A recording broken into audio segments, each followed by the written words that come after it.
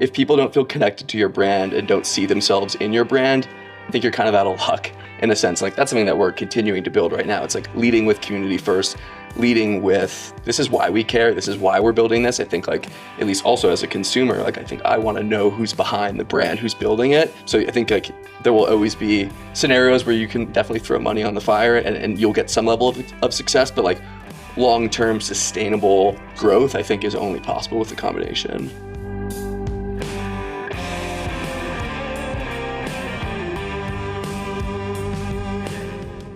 Welcome to Long Run Labs, a weekly podcast from the team behind For the Long Run, telling the stories of those running the outdoor industry where endurance and entrepreneurship meet. This episode of Long Run Labs is brought to you by Beehive, the email platform we've trusted for over 2 years to send our weekly newsletter.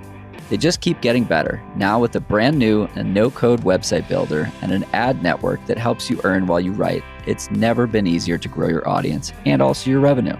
The best part? You get a free 30-day trial and 20% off your first 3 months just for being a listener. Whether you're starting from scratch or ready to level up, this platform has your back, just like it has ours. Check out the link in the show notes to grab your discount and start building.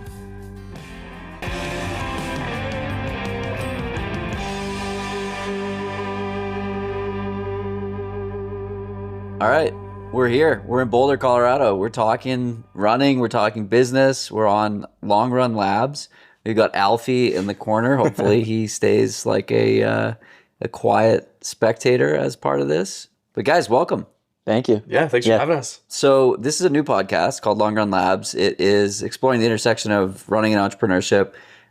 We are talking with the two co-founders of Live Cushy. Let's get some intros going. I probably should have prepared this. Who are you? Yeah, who am I? It takes a lot of prep. Yeah, I'm Adam Saks, one of the co-founders of Live Cushy. Yeah, Ben and I have been at this for about a year now, but we prototyping and building up to our first product launch. But outside of that, I mean, it's a tough question to answer. I know you always start your typical podcast with that, but I'm a runner, I'm an athlete, an aspiring entrepreneur, have been an aspiring entrepreneur, and now walking the walk with Ben here. Yeah, where else to start? That's a good start. Let's move over to Ben. Yeah, cool. Yeah. Who's Ben? I'm Ben Parens, co-founder of Live Cushy. As Adam mentioned, kicked this off. I guess the idea has kind of been floating around for a couple of years here, but officially launched a few months ago. And Adam and I have been at it for about a year and a half, really trying to see like what this space needs and trying to fill that gap with products of Live Cushy, starting with one SKU. But outside of that, former college athlete. Former athlete. I would say, yeah, former college athlete, current recreational runner who probably takes it a bit too far. But imagine if you took it seriously, like exactly. the trolls on the internet, I have to say. Exactly. Yeah. And yeah, just like find a lot of meaning through movement. It has been a huge part of my life, even before running, just like something that I care a lot about. It's done a lot for me. I've seen it do a lot for a lot of other people. So kind of like, I know we'll get into it, but behind this brand, kind of the why. So excited to chat. So former college athlete, got into running. When did you get into running?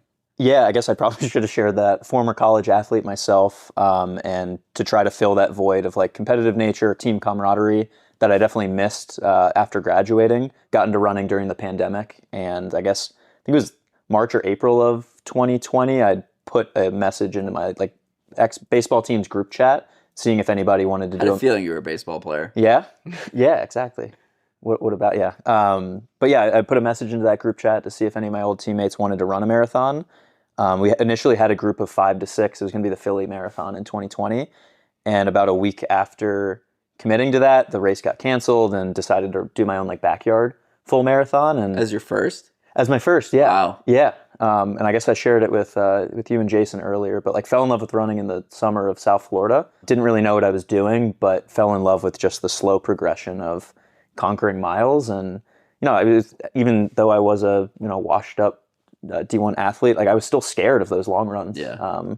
And 8 miles, 9 miles, 10 miles felt daunting, and just got addicted to that feeling of like just doing the thing and feeling good about it, having a lot of time to process my thoughts and think and just kind of connect with myself during a really weird time in the world. The progression from being really good at one sport and then being a total novice at something else is fascinating. I spoke with Scott Stallings, who's a PGA Tour 3-time champion, so he's very good at his craft.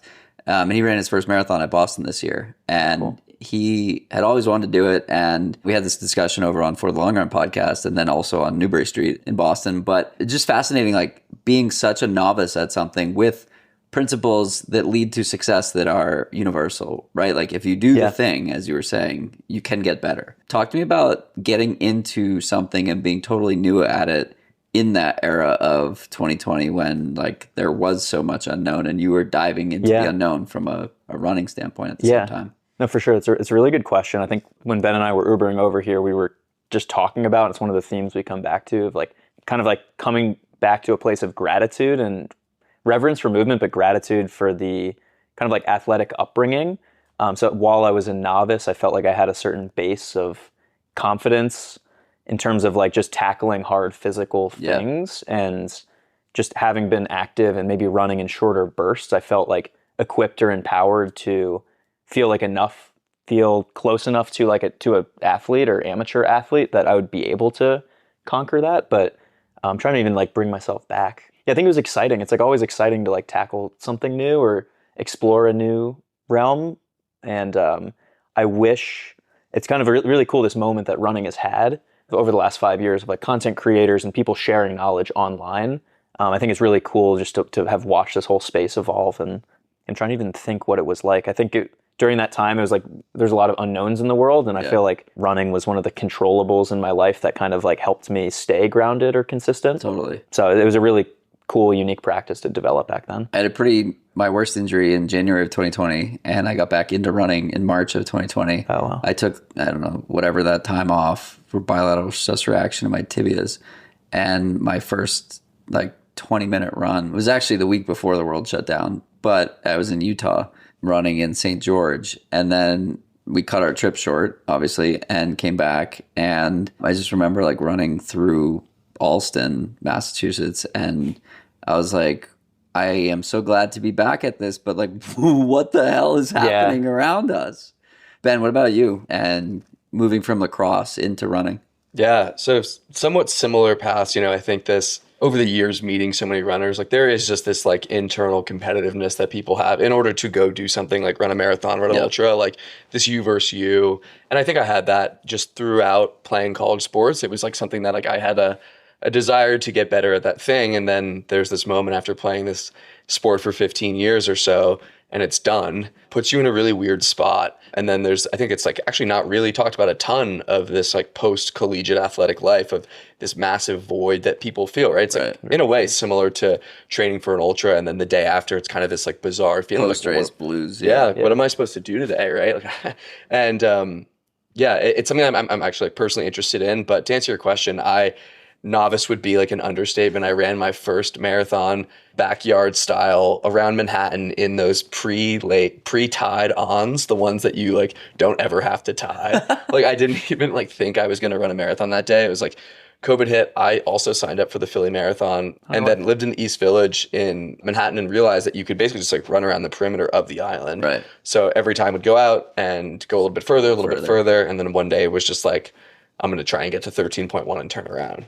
And was hooked on just this idea of like, where does your brain go when things get hard, right? And I think it's this like, oh yeah, I make sense of the world and what's going on in my life. And I think it's been like a fun thing to be able to like tap back into either daily or multiple times a week. So that's kind of like how it all started for me.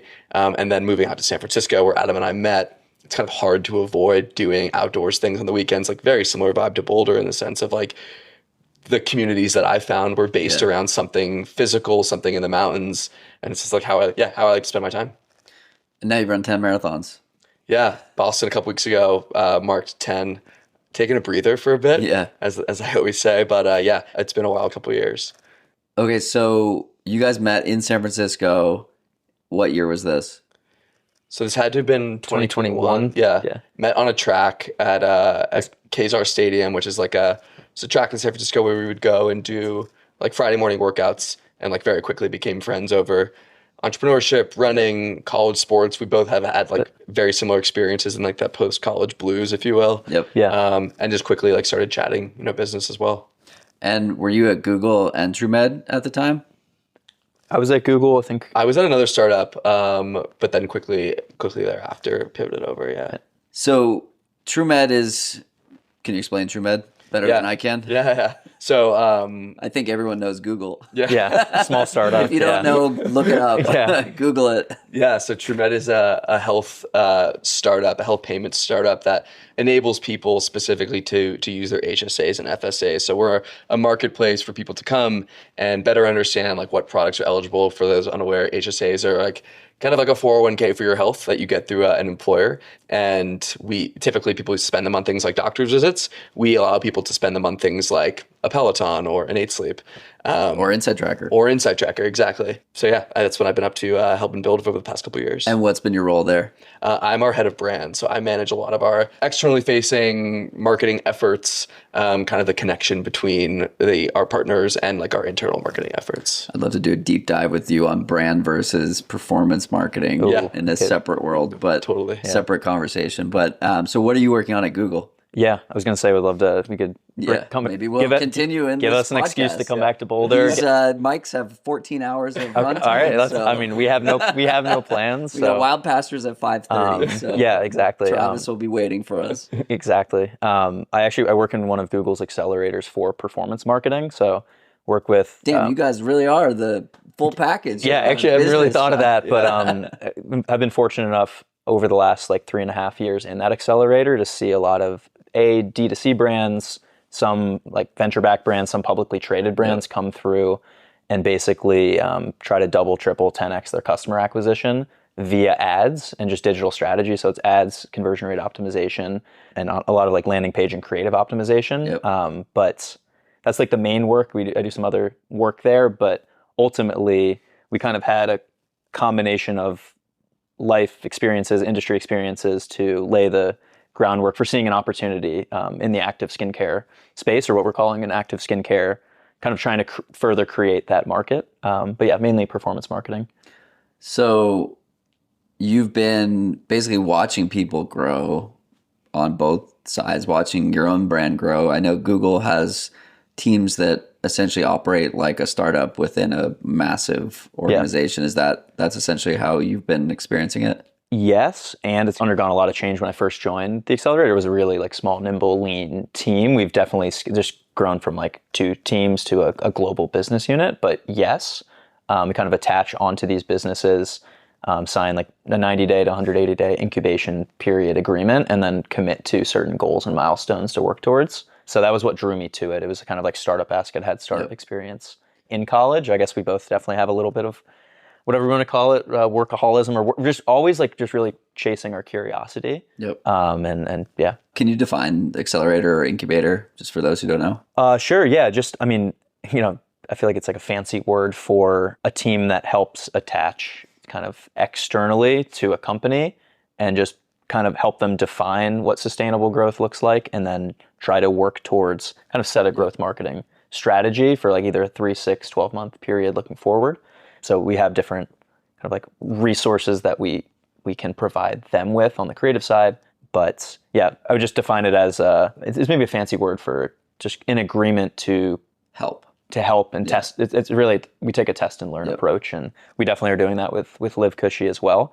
Recognizing that like we're really proud we spent 12 months perfecting like version 1 of our product here, but also at the same time it's the first of a full adventure stack we want to create, and there's going to be, we kind of just view the world through the lens of continuously testing, continuously optimizing. So you both have been seeing what's working for other companies on both sides of the brand versus performance marketing discussion, which is a topic I love. Like if you do one, you can't really survive. If you do both, that enables, so brand marketing, actually, will you define brand marketing? Yeah, so basically brand marketing, at least how we define it at TrueMed, is partnering with, so like TrueMed will partner with an Inside Tracker, for example, and really driving forward with like brand, like emoting with the brand and what the brand stands for. So like at Live Cushy, for example, like our, stretch your limits, not your skin. Like that is very much like our brand ethos. Like we feel that there is an ability to like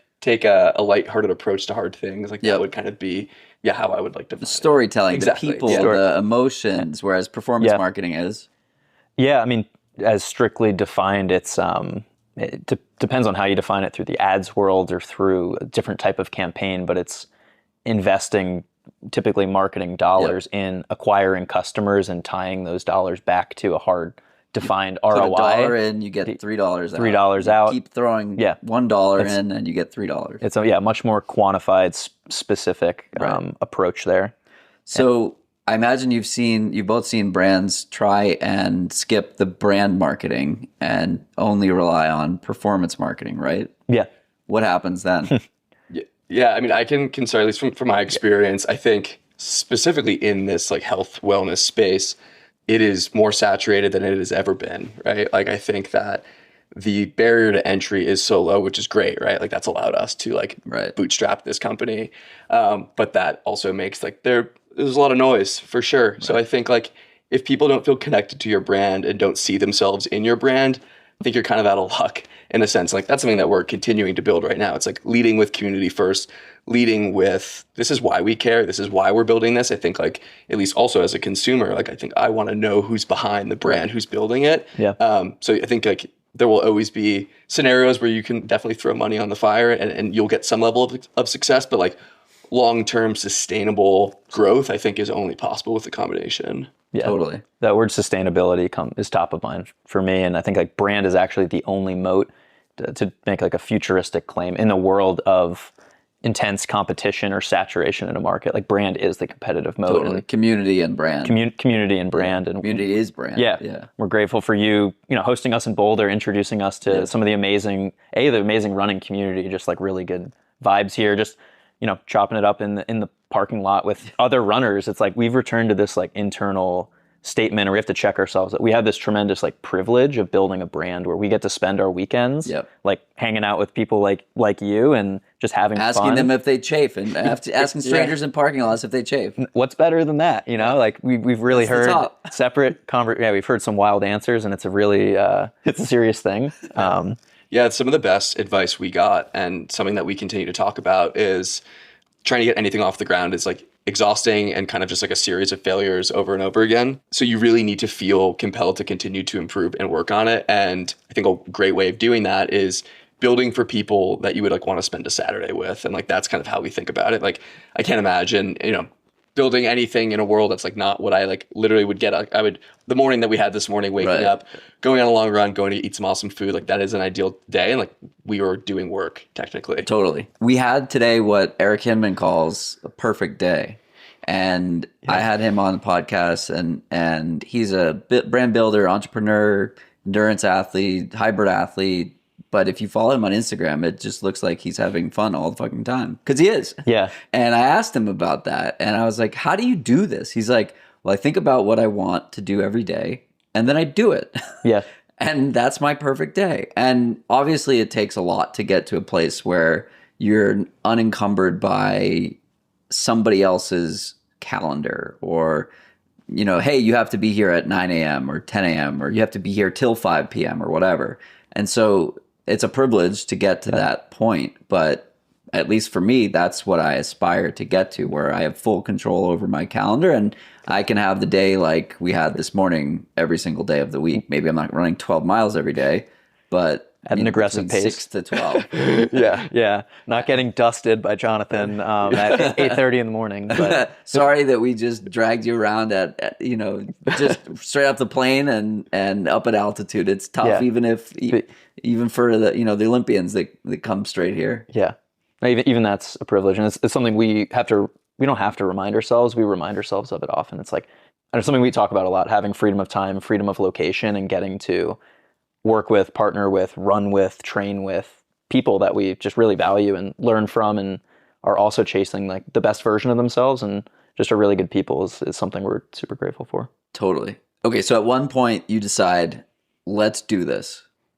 Yeah, maybe I can share a little bit about like how things kind of fully got started. So I ran the Moab 50, which out of all the Moab races is like the most mellow one, but like a Mad Moose race? Yeah, it was a Mad Moose, the 50, in January of 2021. Yeah. Or 2022, I think.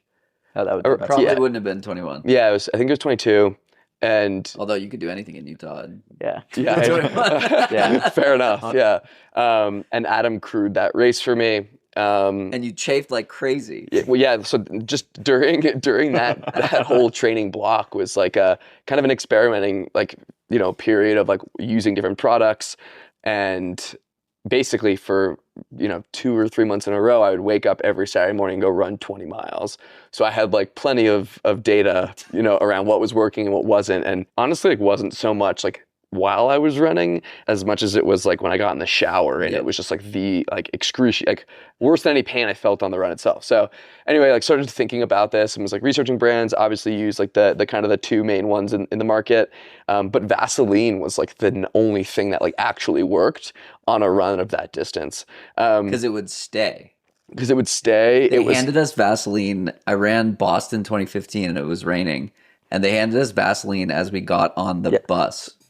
Yeah, on like a popsicle stick or something. Yeah, exactly. Actually, I was handed a popsicle stick with Vaseline in Wellesley one year during the marathon, and I thought it was food. Oh. And I like got really close to eating it, and somebody was like, "That's Vaseline." That's amazing. And I was like, "Okay, fuck, that was bad."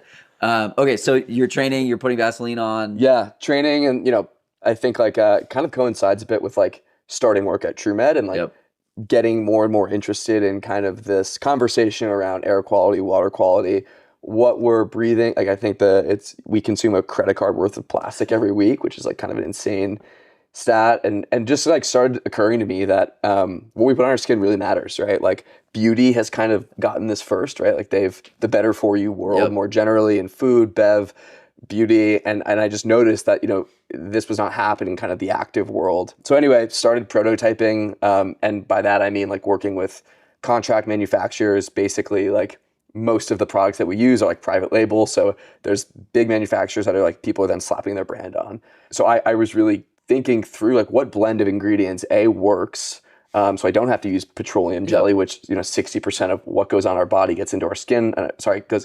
What goes on our skin gets into our bloodstream, and like what would be like a better experience. And the second part of that was like from a brand perspective, I noticed this gap of like there just not really being any brand affinity for the current market players, right? Like there was Body Glide and Squirrels Nut Butter. Yeah, exactly, right? Like there's one that is like very much, I think, like kind of a gimmicky and supposed to generate some like feeling of like comedy around like the squirrel, and then the Body Glide is kind of like the more premium, clean cut version. And I was like, I see what they're both doing. There's got to be something in the middle that like feels a little bit more elevated while also having better ingredients.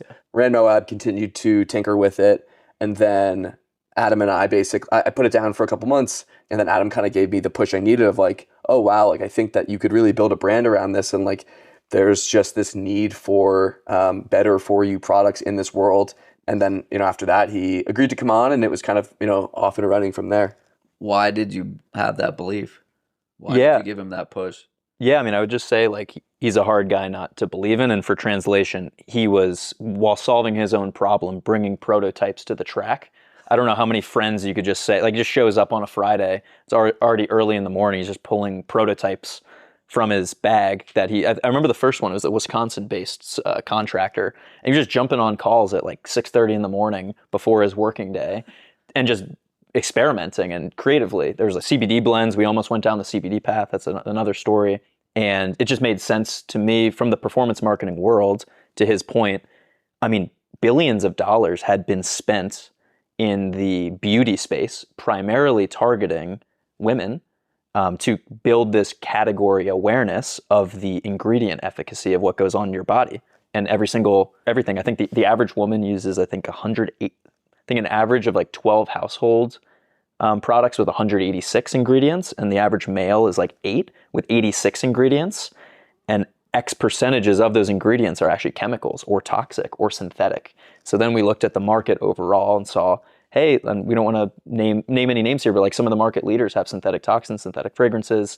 But all that aside, it's just, I guess I believed in Ben himself, and it's a core thing we talk about too, and it parallels closely with running, around just believing in yourself. And I was third wheeling actually Ben and his girlfriend at an amazing establishment called Hookfish in Marin. I love that place. I was like, best burritos. best burritos. If we want to do a Hookfish Cushy collab, we're more than open. And shout out to Hookfish. Shout out Hookfish. But you were pitching me on a different like wellness app idea, which sounded great, and I was like, this is going to be the first of many things that he conquers and kind of I don't know, I just see that path for him once we really do our thing with Cushy. But he was pitching me on another idea, and I was just like, hey, what ended up happening with that? Because I thought you really had potential there. And to his point, we would go on runs on Saturdays with our friends, and then afterwards I'd maybe do like an hour or 2 hours of riffing with him on brand storytelling and building the bones of the brand. And we were just sharing our theses around like this opportunity to build this fun, playful brand around taking a lighthearted approach to doing hard things, and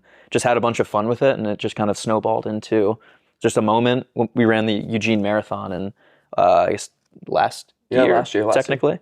Yeah. And that's when we decided to just go in on it together. So we met on Twitter in 2022. You sent me the screenshot of that today, October 7th, 2022. 946 days ago. 946 days ago. Your time is in military time. I recognize that. Yes. And about 9 months ago, you reached out to me about this. And my initial response was, why is nobody doing this? Holy shit. It's 2025. Well, it was 2024 at the time. And we're seeing this explosion in better for you. Poppy was just purchased for $1 billion. We see Groons with $500 million in valuation. Like, it's both the better for you and the ease of better things for you. And when it comes to wellness, when it comes to what you're putting in your body, or just like how important it is to simply be healthy, right? So are you guys, like, the thing that I'm most curious about is like, do you see this as like, it's got to be right now and you've got to sprint before somebody else does it? Yeah, I mean, I think that yes, and I think that's where a lot of like the brand piece comes into it, and like why we took so long. We spent months just like figuring out like product. Yeah, exactly. Like what does this brand sound like? Like what is the voice of this brand? And I think like both of us, like as I mentioned in the beginning, like we're recreational runners, right? Like we may run more than the average person, but like we're by no means, professional runners. And I think that we were both exhausted. And I'll get back to answering a question based on this, but we were getting kind of exhausted, like the black and white, clean cut brand. Like I love those brands, I wear those brands, but it felt like, there are so many other people like us that have a job, run a ton on the weekend, and like don't take themselves too seriously about it. So I think that paired with the better for you is what gives it sustainability. So like, yes, like we want to get products to market ASAP, but we are also confident that like with a strong brand, we can do it thoughtfully and like over like a long stretch of time. We're in this for the long haul, as Adam mentioned. For the long run. Yeah. This is a different podcast, but if that answers your question, yeah. Yeah, it does. Yeah, no, it does, and it's been cool to have that thing where we can look at each other and say like, I want to be doing this for the next decade, 5 to 10 years, and just put our heads down, work together, and work towards it. With that said, of course, it's like there's always a sense of urgency that we want to be one of the big and early players to normalize that conversation. So a blend of both, I'd say. Yeah. Hi, friends. Are you enjoying this episode? That's great. Would you do us a favor? Would you head on over to Apple and leave us a 5-star rating and review? This is a new show, and we can't wait to continue to grow this new platform. Your reviews help more people find this podcast. Thank you in advance.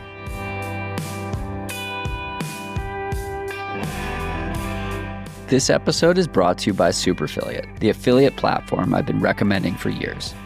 Look, I've worked with just about every affiliate platform out there, from both on the brand side and on the creator or partner side. And Superfiliate is hands down the easiest one I've ever used. From setup to tracking to payouts, it just works. No clunky dashboards, no confusing workflows, just clean, simple tools that help you drive results. If you're a brand looking to scale partnerships, Superfiliate makes it so easy to launch and grow your affiliate program. And most importantly, get buy-in and action from your partners. Take it from me. Empower your customers and creators with co-branded landing pages with their own user-generated content. Provide cash and store credit rewards, gifts, and much more. If you're tired of overcomplicated and unnecessarily expensive platforms, do yourself a favor and check out superfiliate.com. That's superfiliate.com and tell them I sent you. I'm happy to make a connection as well. One of the things I've loved talking about over the years is breaking stasis. I've had my own challenges with breaking stasis. At the time that this podcast comes out, I will have broken stasis. Yeah. Which is terrifying to think about. But how did you overcome that initial inertia to say, like, I'm going to do this? And how do you think about what the future looks like?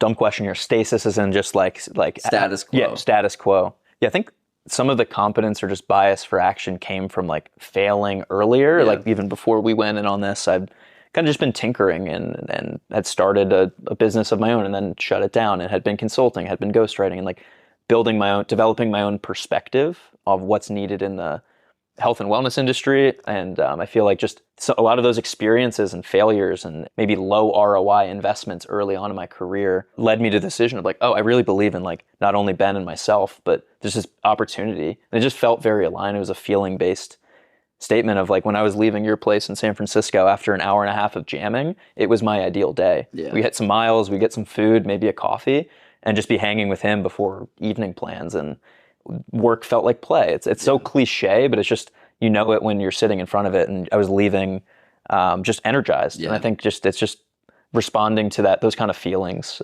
We talked about that earlier, like the work I'm doing with Colleen and the team that she launched this spring here in Boulder. Like I talked to her for 40 minutes and it's like that. It's like great ideas, and we're both jazzed after the conversation. Yeah. And it's like, you got to follow that kind of stuff. 100%. It's just a beautiful feeling. Again, it's like just something I need to ground myself in gratitude for that. It's like some people, maybe it takes a decade or 15 years. Whole life. Their whole life. And yes.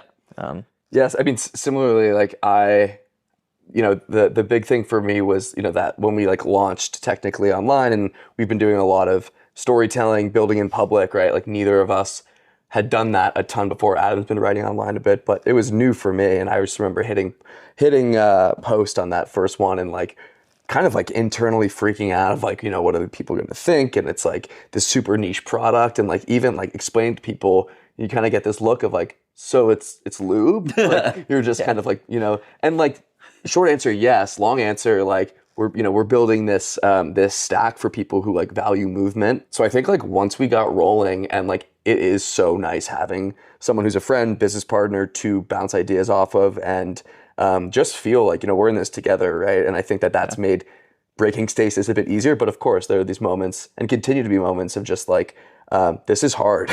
And like there's almost these like new moments of stasis to break, and will be forever, honestly. Talking about the building in public piece, I'm an advisor in a company called Avello, and he spent 2 years in stealth, and now he's like very public about the way that he is building. And I love the building in public piece. I think it's awesome. I think it's a great way to build brand. It's a great way to build long-term and loyal customers and followers. And particularly in this era of like creators as brands or creator-led brands, like the ability for a person to tell a story and then have a product to transact with their audience, whether you have an audience of 1,000 people or 100,000 people, or you're Mr. Beast selling, your chocolates at Walmart kind of a thing. How do you think about that, and how intentional are you with the building in public aspect of it? And maybe you do, or maybe you don't consider yourself creators, but like you're creating in public, which I would define as being a creator. Exactly. Yeah. And the only thing I'd say, like, the first thing I'd say about that is I wish we did more of it earlier on. Like we've been able to hold each other accountable to do more of it. It's definitely not like a natural thing to just like, whip my phone out every single day and do it. But like, I do see the need, and it's becoming more fun, and just a super important piece, like back to the brand marketing like side of things, that like, I just know like as a consumer, like I'm not going to buy something unless I, connection. Exactly. And like, I just think like as the saturation increases, like differentiation is just necessary to stay alive. And this is one great way to do it. So yeah, we're still figuring that out, but I think like we've gotten really positive feedback around like honestly the level of vulnerability in some of the reels of like, this is difficult. This is how we work with our manufacturers. Like this is the process of pivoting away from CBD, things like that. Yeah. I think it's incredibly important. Even it's an interesting question you posed. Like I might even feel a little bit of resistance towards it's an identity-based statement of I am a creator, but now depends how you define it. But it depends how you define it. It's the same thing of like I am a runner. Like runners have an interesting relationship with identification of them being a runner, and will qualify their level of commitment. Yeah. I'm an amateur, and we all have that, and we are too like just relatively humble guys and don't want to overstep, but I think we've gotten enough reps in where it's on us, for us to take Live Cushy to the level we both want to, and to achieve those goals. We're going to need to step into new versions of our creator selves and be even more comfortable. Like Ben, it's small progress, but Ben posted a Instagram story. It was a 10 to 15 second clip after our run today. And basically we're intentionally trying to just create more, post what people want to hear and connect and learn from. And I think there's a lot of curious runners and people who have these ambitions to start ideas and don't know where to start. And I think that's the niche I'm particularly interested to continuously create, and trying to reverse engineer to be like, what are the problems I was experiencing a month ago and are working through? And even this podcast is a perfect platform for us to just talk about the process. But to Ben's point, the lesson we want to learn and then apply moving forward is to create more, to share more behind the scenes learnings, processes.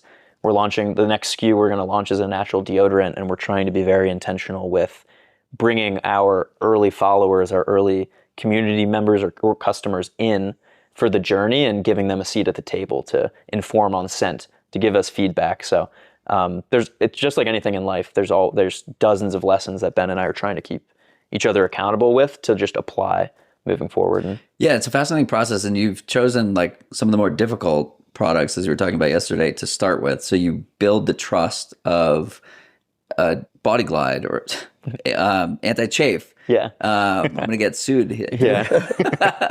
Kleenex.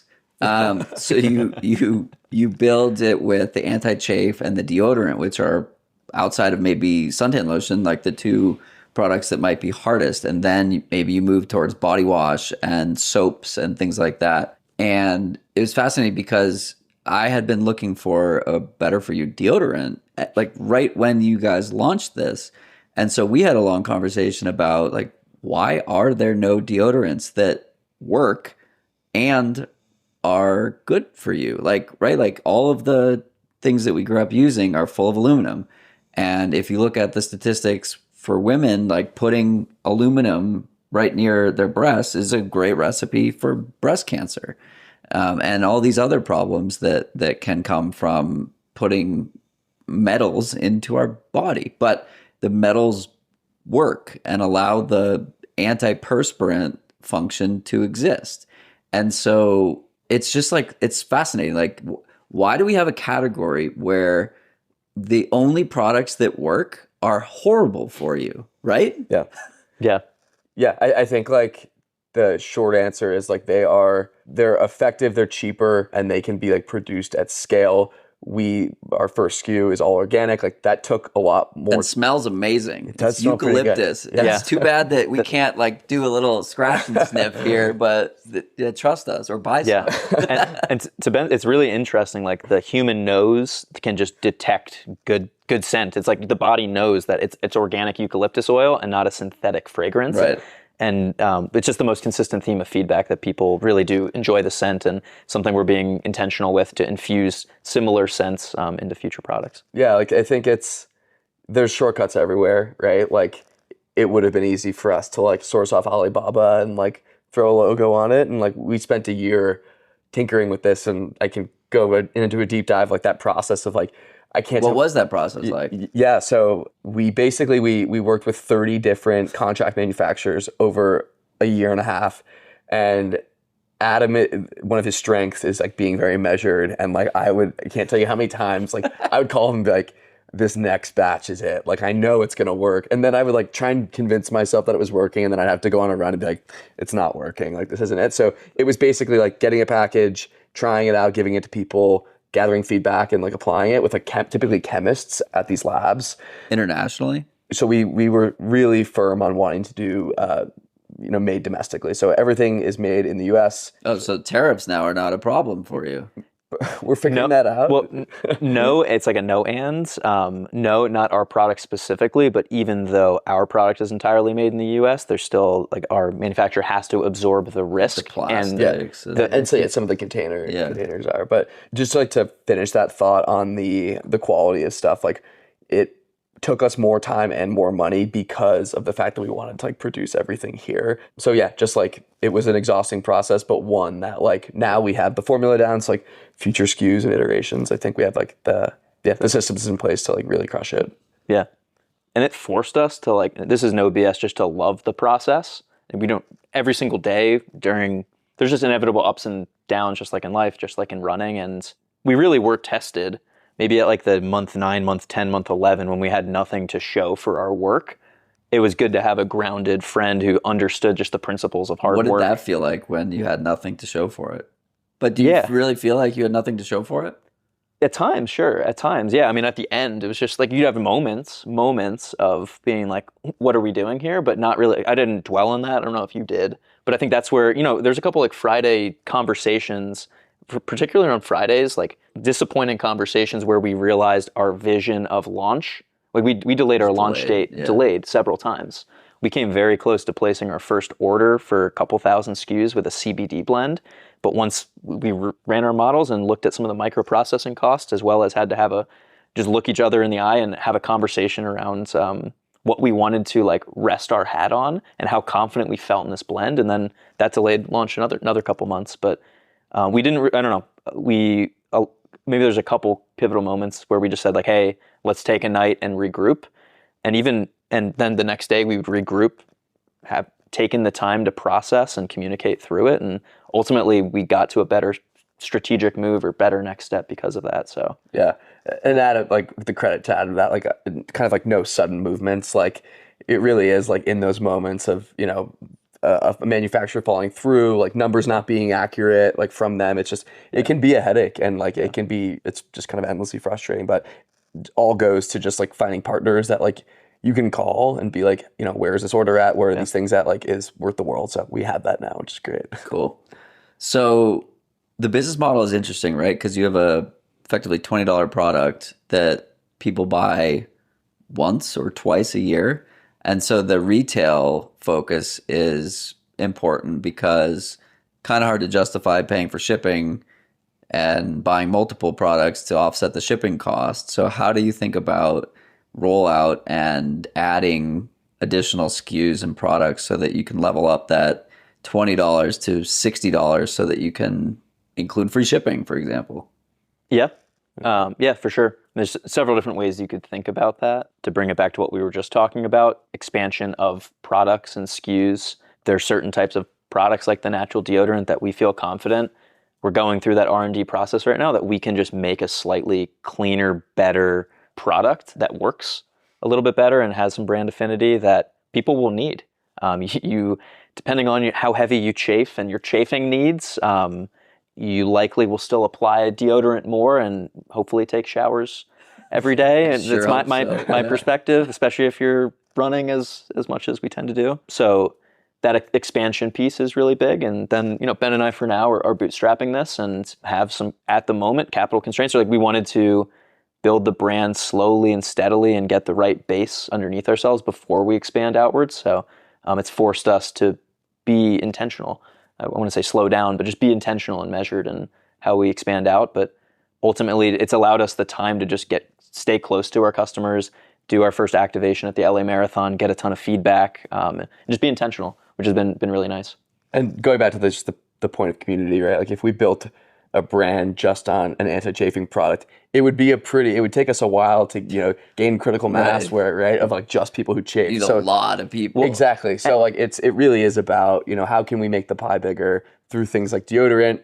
We talked about, wipes, a body wash. So like the idea and vision here and something that over the next year, we're going to, be putting our heads down on is like, what does the adventure stack look like? What does the person who moves every day need, to keep themselves going, basically. Yeah. So for those who are listening, like think about all the different stuff that you buy on a monthly, annual, bi-monthly, whatever basis. I like buying stuff from the same place. I like the uniformity and brand and logos and like, I use Huron for body wash and shampoo and conditioner. And I just I like the blues and the whites and I like it, the same bottles and it's uniform and the brand is the same. And it's just like, I'm such a nerd, but that's how I buy. Yeah.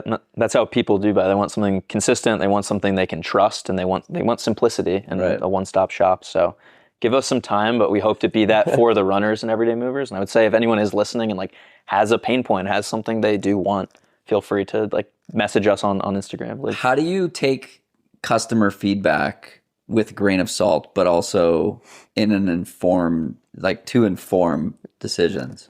Yeah, it was so interesting. The morning we launched. So I like, as I mentioned, we hit post and then I went out for a run and I remember Millions in sales by the time you finish your 8 miles. exactly. Yeah. And we got a voice note from this guy. I don't know if you remember this. And it was like some random guy who had followed the account. And he was like, I just want to let you know, no one gives a shit that this is organic. Like, I trust me, like I'm a CPG expert, like just like good luck, like or whatever. And I opened it on my run, which also a massive mistake.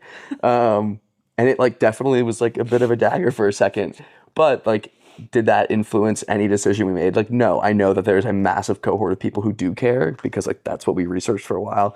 But it was a helpful perspective of like, okay, like maybe we don't need to over rotate on this one thing. Like, how can we not exclude the people who may not buy it for the organic reason, right? Like there's other things. It smells good, it goes on easier, it's waterproof, like all of these things. Candidly, like I don't care, right? Yeah, like, if you fair. tell me it's better for you, that's the terminology that I care about. I don't know if organic matters or not. Like you should tell me if it matters or not. 100%. Well, I think, and that's what it's not the privilege, but like it's the beautiful thing of being like listening with open ears is we've been able to pattern match and we consistently ask and are open, even if we'll place a little bit of judgment, or you try to remove your bias and just listen fully. And I think that's what the best businesses do. They listen fully and then they deliver on what their customers want. And the natural deodorant was something we'd kicked off the initial part of R&D, but even at the LA Marathon launch, we had dozens of people coming up to one of our collateral pictures where somebody was applying the anti-chafe on the sports bra, because the feedback we receive is that's the most common place.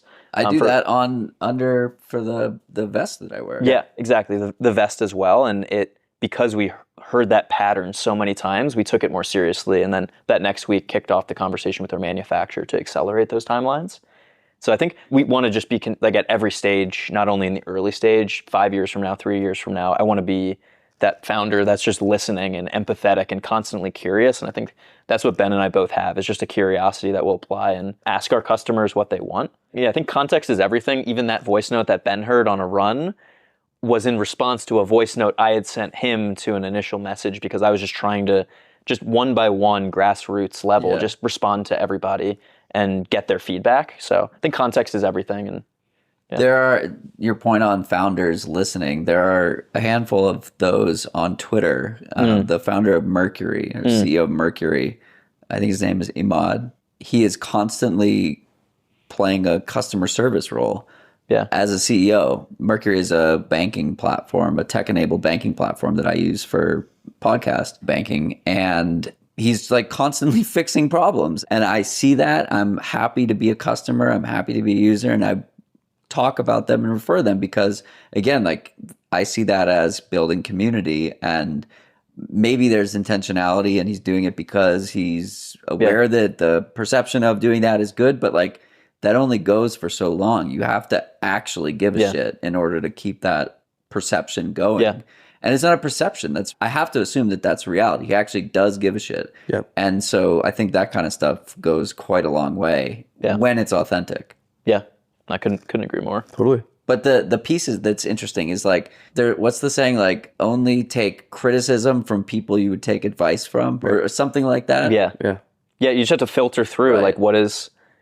Just ask yourself, why is that person saying that? What experience is lending itself to that, and then why? And some of it's noise, but some of it is also like, if you hear it enough times, then it's a signal. It's not just noise. Yeah, and I think like in that example we just gave, it's like teasing out like what can we actually do about it, right? It's like we had already launched. We're not going to go and like we're going to do an inorganic one. Exactly. But, and there's alpha in that. I think you're spot on from the feedback we've received. It's like the thing that people really care about is they don't want to be just hurting themselves, and the fact that there's no synthetic waxes, there's no synthetic toxins, it is not toxic for you, is the like marketing angle that has more runway than really like doubling, tripling down on the organic. So totally. What are you most excited about? Ooh, that's a good question. Yeah, I would say like what's right in front of us right now is getting into retail. So that's been a big push for us, specifically on the anti-chafing side of things. And this new chapter of deodorant, the process of formulating things with chemists is something that took a long time. And I think like I'm excited to apply those learnings pretty quickly to the deodorant process.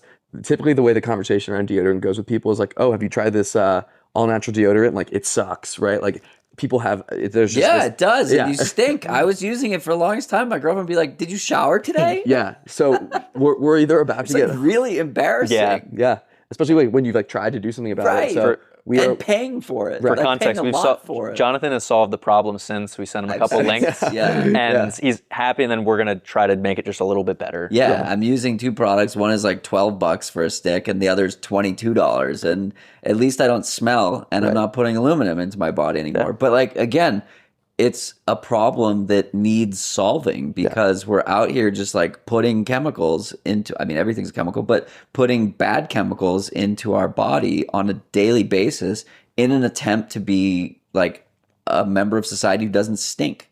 Yeah.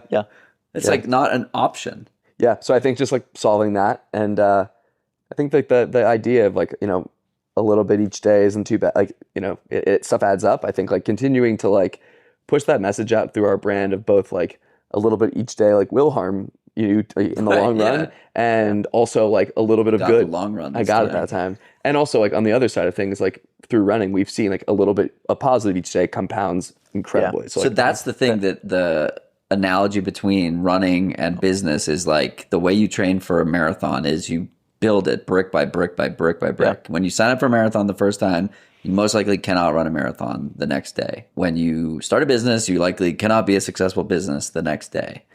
Yeah. But through compounding investment and time and capital and all these things, you can do something awesome. I was talking to a contractor the other day who was fixing my garage, and for some reason he's telling me he bought his house for X amount of money, and somebody gave his wife some money as a bonus one time, and he's just been investing it, and he's like, and the like $10,000 that I put in is worth hundreds of thousands of dollars now. It's like, and I was like, my dad taught me this when I was 10 years old, and I was putting $100 a month into a 401k or a Roth IRA and a brokerage account, and like now it's great, right? Like, and this is the same exact thing where 10-year-old me had no clue what would happen if I just kept doing that, but I trusted my dad, and I was like, sure, Dad, whatever you say. And same thing with building fitness, building companies. Yeah, same principle. Same thing with you hosting this podcast, and now iteration number 2 of this other extension of this podcast. And it's the same principle. It's like, again, like it's a good just chance to, or opportunity to just be grateful for like it truly, like we get to like build this alongside each other, learn alongside each other, become more effective, entrepreneurs. We've learned so much along the process, and it's cliche, but it's cliche for a reason of like loving the process. It's been, which doesn't mean loving every day. Right. No. Yeah, which is like nearly impossible, right? Like, and that's why I think it's like picking a topic and a subject that like even on the days where you're not loving it, it still feels worth it. Right. Yeah. The biggest thing that I find with new runners is like they expect every day to be awesome. And like I run 6 days a week, and like 3 or 4 days are good. Have you heard the rule of thirds? Yeah. So like I think that like very much applies. For those unaware, it's like a third of the time you're gonna feel horrible, a third of the time you're gonna feel like kind of so-so, and a third of the time you'll feel great. And like that principle like loosely applies to everything. To everything, right? Yeah. So I think it's just like trying to not too high, not too low. Yeah. We might need to like adapt that for the world of like brand building. Like what does the rule of thirds actually look like? Yeah. We had a call last week. We just made a concerted push 10 to 14 days ago to start our retail kind of like expansion plans. And it's even interesting to think back to that conversation where we had a conversation with one retailer that has, let's call it 8 to 10 locations in California. And we had certain expectations of how that call would go, and kind of maybe got a little bit humbled of the timelines it would take to fully expand into their stores. And even, I know we just had to in a measured way, kind of like take the learnings from it, proceed forward in a intentional way that preserves the relationship, but I didn't view that as a failure. Yeah. It's just like it's one brick that you need to lay that's going to set the foundation for a long-term relationship. So again, it's like we're lucky that we love the space, want to be in it for a long time. But yeah, definitely really, really relevant for what we're doing. Where can people find you this year? Where are you going to be? Where can they find you online? Yeah, probably maybe start with livecushy.co. So live and cushy.co. I'm sure we'll link it in the show notes. No, we'll probably skip that. Yeah, we're not. At live.cushy on Instagram. And then, yeah, I think like building in public, like we are back to the community piece, but like we want to do as many in-person events as possible, sponsoring things to pop up at the LA Marathon, hoping to be at more like trail races as well as like hopefully like major marathons end of this year, beginning of next year as well. So yeah, pop-ups there as well. We gotta get you to Boulderthon. Gotta get to Boulderthon, and also TRE. Yeah, TRE. Basically anywhere where people are moving, ideally chafing, we'll be there. I don't want this conversation to end. What else should we talk about? Talk about like what does Living Cushy mean, the trademark? Because yeah, I mean, I think we like talked around it, talked like indirectly, but like, and I'd even pass it over to you, or like we're trademarking Live Cushy, and that was something. It was business. Just the advice to get that trademarked was probably could skip that part, but You should trademark your trademarks. Yeah. So we trademarked Live Cushy. We're in the very final stage of approval, but it's looking really good, and I think it's an interesting question. It's an individual question, but we want to define and start a movement towards like starting the conversation around what does living cushy mean to you? And in Ben and I's health journeys and running journeys, when we were just friends going on long runs in San Francisco, we were just openly sharing about like, what are our goals? Why are we doing this? Talking about health in our families. And we both have a reverence for movement because of personal stories of health in our own families and how we perceive it and how we experience our loved ones to have different relationships with health as well. And I want to start this conversation of like, what does living cushy mean to Jonathan, to Adam, to Ben? And I think there's an opportunity for people to weave in movement intentionally into their life to meet them in the season of life that they're in, depending on what's going on in life, and be a bit more intentional with how they do that. So I don't know, just kind of like there's this bigger meaning that we want to infuse into our brand and have some like photo shoot and campaign ideas of how we're going to storytell through that. And then we need to continuously storytell that through our Instagram reels and other video content. And the asking the question versus telling is such a good way to get buy-in and get people to feel a part of something. Exactly. And for us, or one of the lessons we learned after hanging up the cleats was that like rest is an integral part of movement in our life, but it's an individual question. And yeah, I don't know. Yeah, no, I think you covered it. I think we were even talking about this earlier today, but just it is so interesting that like our health is the number one like it is the most important thing. We typically only recognize that when it's gone, compromised. So I think like to answer it for myself, like living cushy for me is like a sustained health and progress towards just like showing up. And like not every day is going to be great, but at least putting your best foot forward, I think is like typically the way to go, at least for me. And yeah, it's so also like interesting of like this balance, right? Of like, we want to ask these questions and like, we also need to run a business and realize that like, all right, it's not a nonprofit. Exactly. And like asking these big questions is important for the brand marketing, but there are those customers who just want to do a transaction, right? They don't want your life story. They're like, give me the anti-chafing. Give me the goods. Yeah. Which is cool too. Yeah. Yeah, exactly. Yeah. What is one thing that you know now that you wish you knew when you started?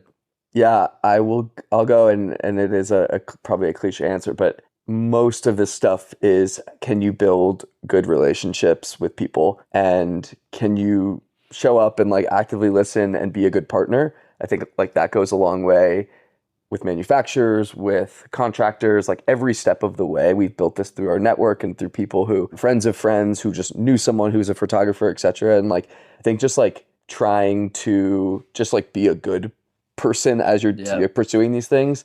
Not that I didn't know this before, but it was more so just like, it became very apparent. People matter a lot. And like in moments where maybe we've been a little bit too transactional, it showed up. So I think that's the one for me. Yeah. Just triggered a different one. I would say something about like don't let perfectionism get in the way of progress. It's something Ben has pushed me on, and we've both pushed each other on. But like sometimes you just need to ship a product. Sometimes you just need to care a little bit less. Fail publicly sometimes. Fail publicly. Fail faster. Fail faster. And it's either that or just like share your story online. People have been really supportive.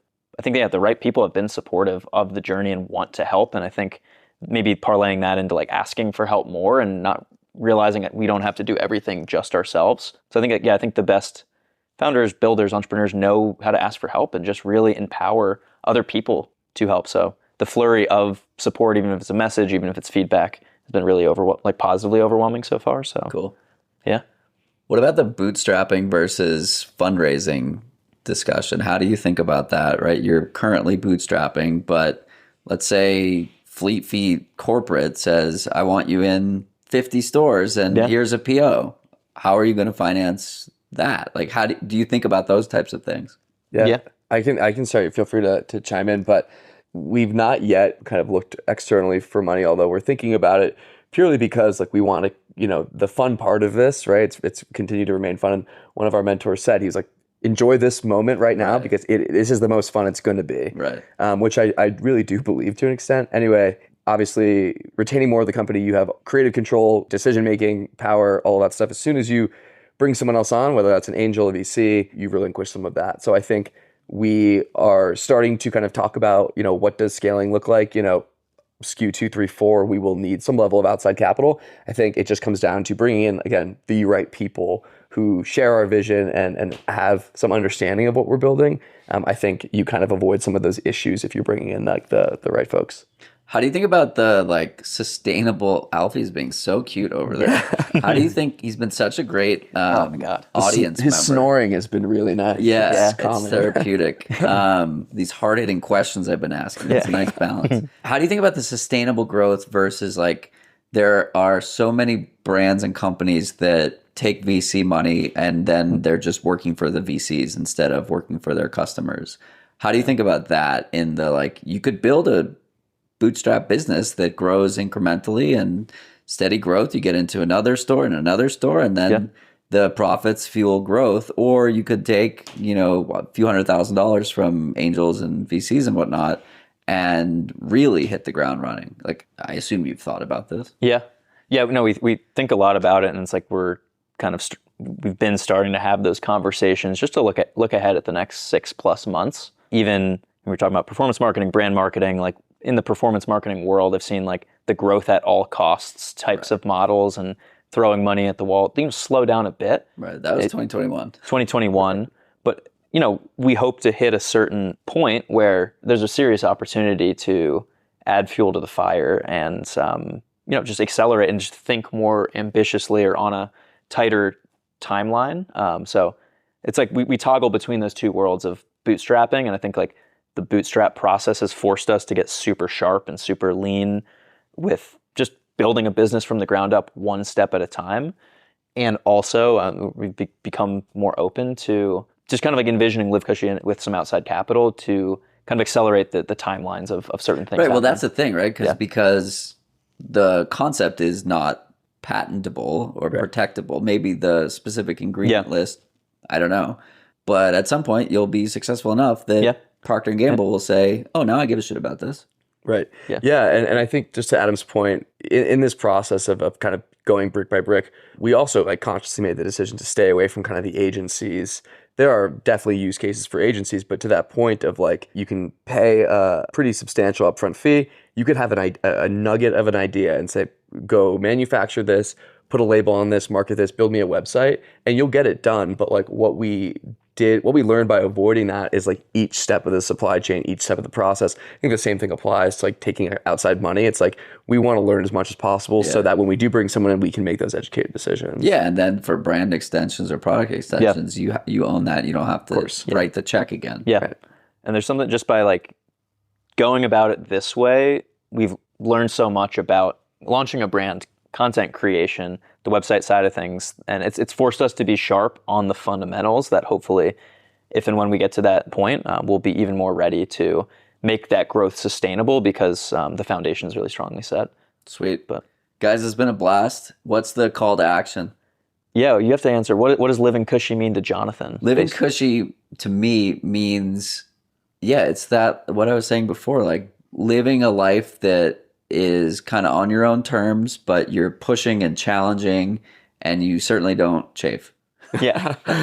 Certainly not, or smell bad. Exactly. Or smell bad. Kate, I'm sorry. What I tried with what I thought were good products. Yeah. And to answer your other question, I guess what can people expect? It's this on retail shelves, deodorant coming hopefully by end of year is the goal, and then like your adventure stack, a whole host of products that you can like feel confident in using, and then also putting to the test out on the trails, on the road, whatever it may be. So one additional call to action. So Athletic Brewing grew, I think we talked about this, by having their customers ask bartenders to carry it. Yeah. And so they evangelized thousands of people to go to basically ask for purchases. So if you're listening to this, you like the story, go to your local run specialty and ask them to carry Live Cushy. Absolutely, yeah. And that's what, retailers are dynamic and responsive to what their customers are asking for. So if you care about what goes on your skin and thus into your body, and your local run store doesn't have something that's free of synthetic toxins, synthetic fragrances, and doesn't just smell delightful. And you don't want to pay for shipping. Do you guys start shipping? Maybe I'm making this joke. Well, yeah, we have free shipping if you get above $50. So you have to be an avid chafer at the moment. Or have a gang of chafers. Exactly. Yeah. Cool. Yeah. Thanks for having us. Thanks for having us, Jonathan. Thank you. Thanks for tuning in to this episode of Long Run Labs. If you like this episode, make sure to subscribe, leave a review, and share it with someone who's building something of their own. We'll be back next Tuesday with more stories at the intersection of endurance and entrepreneurship, from the people shaping the outdoor industry in ways big and small. Until then, keep showing up, keep asking questions, and we'll see you out there. This show is produced by Dylan Delaney of Delaney Video LLC, with musical composition by Brian Walters of Single Track Sound, and managed overall by Emily Holland of Wild Poppy Creative.